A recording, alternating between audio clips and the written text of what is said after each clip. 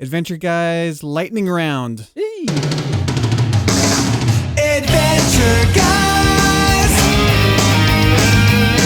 Adventure Guys. Now it's time for Adventure Guys Lightning Round.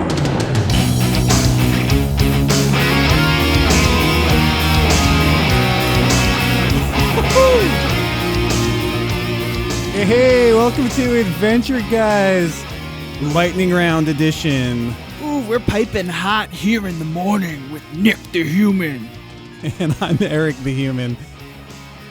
Yep, this is going to be the quickest episode of Adventure Guys ever. Yeah. A decent trade-off instead of being the worst episode of Adventure Guys ever. Yeah, I got to own up to something that happened last night right up top. Last night, September 18th, 2020. It was at approximately 9:30 p.m. Eastern Time. We recorded an episode for 1 hour. Upon concluding, I realized that I never hit the record button.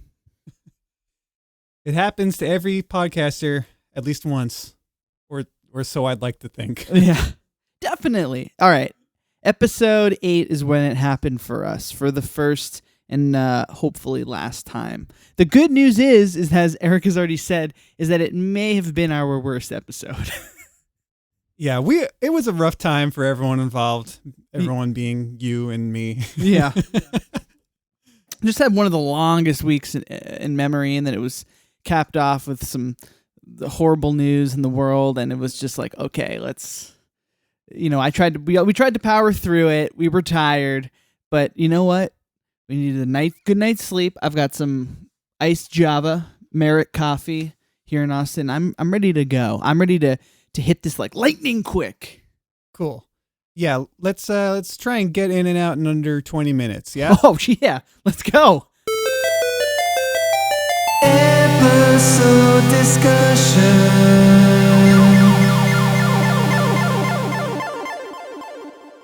Okay, so we talked about season 7, either episode 16 or 17, depending on how you want to count it. I'm still not sure what the official number is, but the title was Angel Face, and it's a BMO episode. Yes, this is a BMO genre episode where BMO is role-playing a cowboy thing. Yeah, it's a Western. It's not film noir. I think we should point out that it's not film noir, despite our 20-minute conversation about film noir last night. I know, my head is so jumbled between what people have heard and not heard, because I went off on such a huge film noir tangent last night, like a 20-minute thing about film noir books I've read. I'm just... We'll save that now. It's great. I've got it all banged out. I know what I'm going to say when we get to the BMO film noir episode, whenever that is.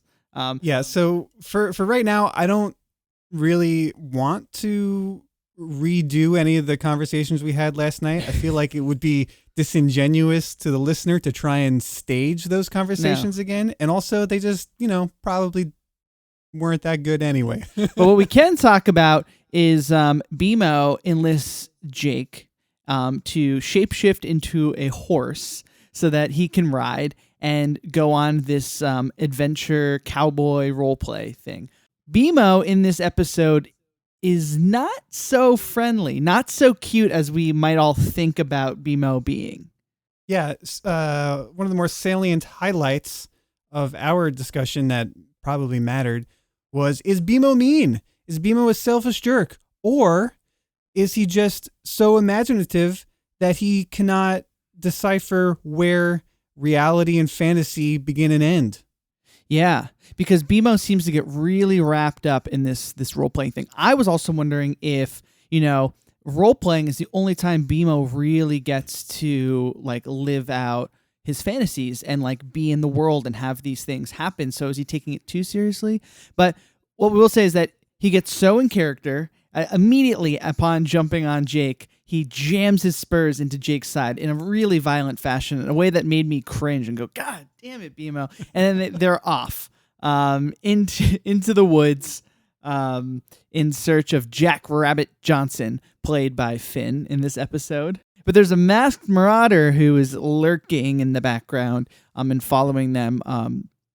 We get a lot of great BMO quips, as we talked about last night. So, here's a couple of my favorites in the beginning of the episode, which was BMO says yippee-ki-yay in this like broken sort of way, computerist way, where like the way the syllables are accented were really funny. Yippee-ki-yay, or so, I can't even do it. There's BMO goes on a soliloquy at the beginning of the adventure where he talks about how he, quote, ran from Glob and started the outlaw cowboy life. And then, as they start the adventure, that we get a nice, lovely BMO song about being a robot cowboy. It was a great song. We loved the music in this episode, as we love the music in most of these episodes. Yeah, it had some good music. The one sticking point for me about this episode were the sentient sandwiches. Just like to reiterate, and this is probably going to be a thing I talk about for a very long time in and out of this podcast. I'm really torn up about these sentient sandwiches. It's sort of BMO's reward to Jake for playing make-believe with him. He makes sentient sandwiches, and I don't know if these sandwiches have feelings, if they have emotions. They seem really happy, and then BMO just grills them up. It's true. But now, one thing that I was thinking, do you see this? I'm lighting some like sandalwood or some teak. I'm getting a little bit of a vibe going in Casa de Harvey. But one thing that I was wondering was that you don't hear any cries of pain. You don't see any anguish on the ingredients' face as they are, being made into a sandwich or eaten or thrown into a cactus. So it's you see the live parsley, you see the ingredients like dancing and stuff. But then when they're being consumed, they're not so sad about it. And what I wonder is if they view themselves as ingredients and whose purpose in life is to be an ingredient in a greater thing, in a dish, in, say, a sandwich. So being made into a sandwich and then consumed is sort of like the ultimate goal for any sort of ingredient, like a parsley. Otherwise, that still makes me sad. Yeah. That is sad. Because, the only way in which that would be someone's final form or like where they're aspiring to is if you're living and you're subscribing to the construct that we all need to be something to be consumed, which is pretty capitalist of me to imply. There it is once again. Common theme on this podcast. Yeah. Do we exist to be commodities to be consumed or serve value to others? Or do we have value unto ourselves, just being simply who we are? Or is it somewhere in the middle? I don't know. The sandwiches and the ingredients lie somewhere in that continuum. Yeah, I think, since we're going fast, you should bring up the best piece of trivia that you have on this episode as it relates to these sandwiches. Sure, we'll go out of order because, hey, this is the lightning round. Here's some trivia about this episode. It was censored. Part of the episode was censored in Spain, only in Spain. And the part they censored out was the sentient sandwich part. The whole first few seconds of BMO in the kitchen was just chopped off the episode because apparently it's too heavy in existential crisis to show that to children in Spain. And I am right there with them. Yeah, and people of Spain, you get me. It's funny because it's not when BMO whips out a gun out of nowhere and starts shooting it. That's what I thought it would be. Yeah, which was really funny. The best part about BMO shooting a gun is you get my favorite quote of the episode, which is BMO brings up the gun and Jake is like, "You had that gun the whole time?" And BMO goes, "I'm old enough to vote." And that made me laugh. My brother and I were saying that to each other last night. But anyway, so they confront the masked marauder who is shown to be Meow, who has kidnapped Jack Rabbit Johnson in order to get the ransom that is listed on these flyers that BMO made and distributed as a part of the roleplay. So what's happening is that BMO's roleplay has now gone into real life. and is starting to have some real consequences. And they've been having some real consequences all along. The violent pain inflicted on Jake. There was what's the other robot? Is it Neptar? Neptar.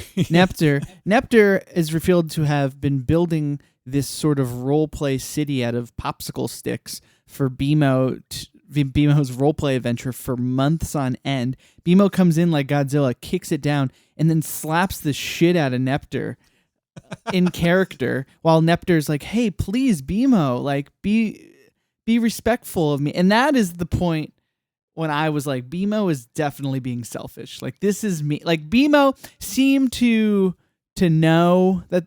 I don't know.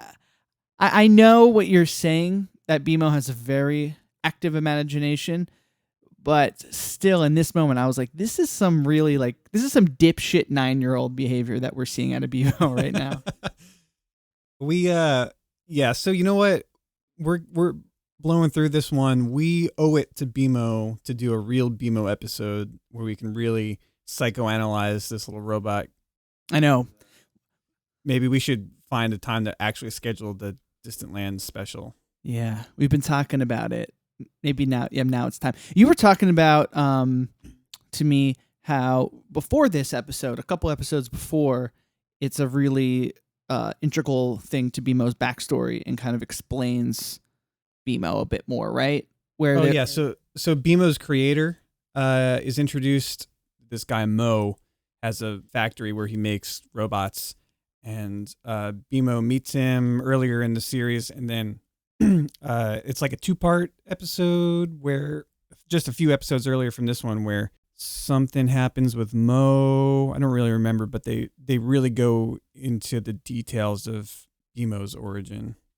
That's cool. Well, I mean, maybe we could also do that. Hey, if anybody has any thoughts on what your favorite Bemo episode is, or a Bemo episode you would like us to cover, please email us at didyousee-the-mail@gmail.com. Yeah, or if you want to see a really cute little Bemo animation, go to our Instagram. Yeah, Adventure Guys on Instagram. We've been trying to up the IG game a bit more since we launched, and it's been fun. It's way more fun to do social media when you got like a purpose behind you. When it's not just me in throwing like a personal 35 millimeter picture of an airplane into the void. Like, oh, okay. Like when you're here, like, oh, cool, we have a podcast and it's about Adventure Time. And you've got like a really sweet pixel animation made by, I'm going to give a little shout out to the dude, the pixel animator who made this, who's in New Zealand, who says that they've been listening. Harry Schotten. Yeah, thanks, man. I think it's thank you. IO Pixel at AIYO Pixel on Instagram. It's like really great stuff. We found it just by surfing around and looking for some cool Adventure Time stuff and cool pixel stuff, and probably work together some more in the future. Yeah, go check it out. Should we talk about, or I guess we can finish off the episode because, we didn't even talk about how the fight scene happens after Bemo is firing the gun, and we get some of the cooler music that we've heard, right? Yeah, well, we talked about it last night. Yeah, well, they didn't hear it. We got to retread. I've said all I need to say about that. Eric really liked that music in the fight scene, and then it ends. I'll summarize some of our discussion that we missed last night. Quickly, lightning base. So they get Meow. I learned who Meow was. A lot of you probably know. But Meow's the villain.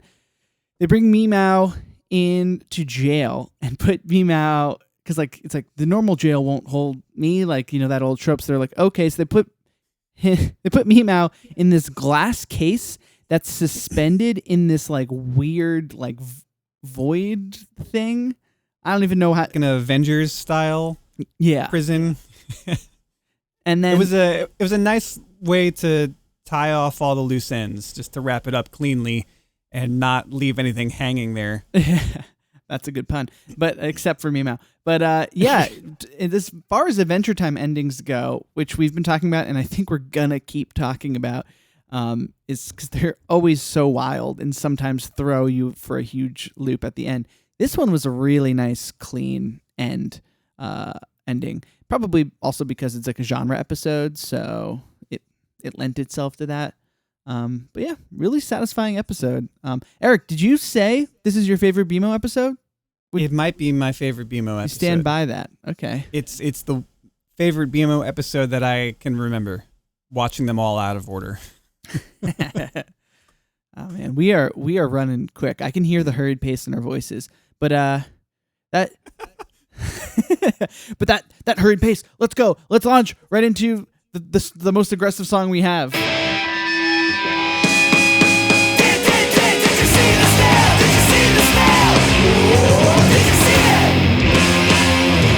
Eric, did you see the snail? Nope. Nick, did you see the snail? Nope. Although last night, I will let the listeners in on this. We did make a pact. Yeah. If I see the snail and you don't, you will write and record for me a Congratulations Eric song. And if you see the snail and I don't, I will write and record a Congratulations Nick song. Yes. Let's how do we like authenticate this pact? Do we have to like air 5? Okay. Like ET style? Oh yeah, up against the camera on Google Hangouts. Yeah. Wow. Okay, it's official. Got it. The pact stands. A song shall be written. I'm excited to give it a shot. Only if someone sees the snail. Only if someone sees the snail. So there could be a couple weeks for that to happen. Runaway success story of our podcast is the Did You See the Snail segment. Yeah. Why? Because we're just getting so much mileage out of it? Yeah. I know. Some of the other segments have just faded away. I thought this was such a throwaway moment where let's just take a few seconds to say, did you see the snail? No. Did you see the snail? No. But instead, it's like it's fostering songs and creativity. And so much of our feedback that we've been getting, people have been talking about the snail. I think about the snail a lot. Like more than I should.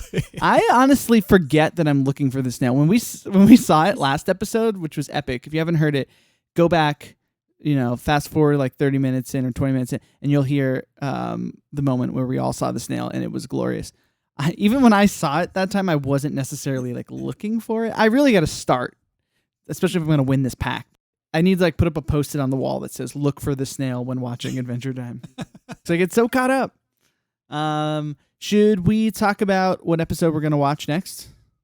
Sure, we're skipping trivia because we already did trivia, and it's not a real segment yet anyway. Maybe it'll be a real segment. Oh, yeah. We want to make it into a real segment. If you have any ideas for a name, email us or hit us up on Instagram.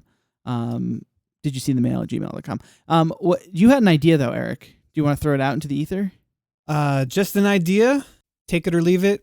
Miscellanea mania. We get real hyped up about trivia, quotables, any other fun facts about the episode.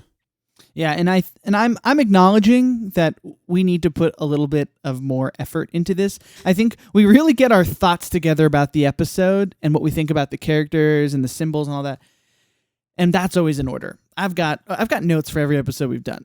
What we don't always do is research how the episode came together. Like I think in the first couple episodes you heard us Googling a little bit, and listening to other podcasts that are review shows or talking about music or anything. I think we need to put in a little bit more. And I'm pledging on air to put in a little bit more. Okay. Did I do that for this episode? No, I didn't. Me neither. I didn't even take notes on this episode. I just watched it. I'm like, I'll probably remember all the important stuff. That's funny. I have a terrible memory. I need to write everything down, or otherwise I forget it. It's a problem. I need to do some Sudoku or some shit. All right. Well, this was a weird episode. I promise listeners that we'll have a very special next episode where we make up for how ridiculous this was. And that next episode will be... What are we gonna watch next week? What are we gonna watch? It's the episode generator. Season 5, episode 49, Bad Timing. Alrighty. This is... Oh, yeah. I didn't re-pick it. This is the episode we picked last night, and we deserve it. Oh, I thought we were gonna get out of doing this episode, getting out of doing a Lumpy Space Princess episode. No, it's our punishment. We deserve it. We're good Catholic boys. Damn it. Yeah, no. If your favorite character is Lumpy Space Princess, we would like to hear from you and maybe even have you on the pod, because it would seem a survey amongst the people in our lives, this is nobody's favorite character. Right? I don't even know anyone that feels just generally okay with Lumpy Space Princess. Everybody seems to dislike her, at least to some degree. Yeah. But maybe this is a good one that we are misremembering or I haven't seen, and it'll be fun. Maybe. Tune in next week to find out. We're going to make it fun. Maybe. All right. Thanks, guys. Peace out, y'all. Bye.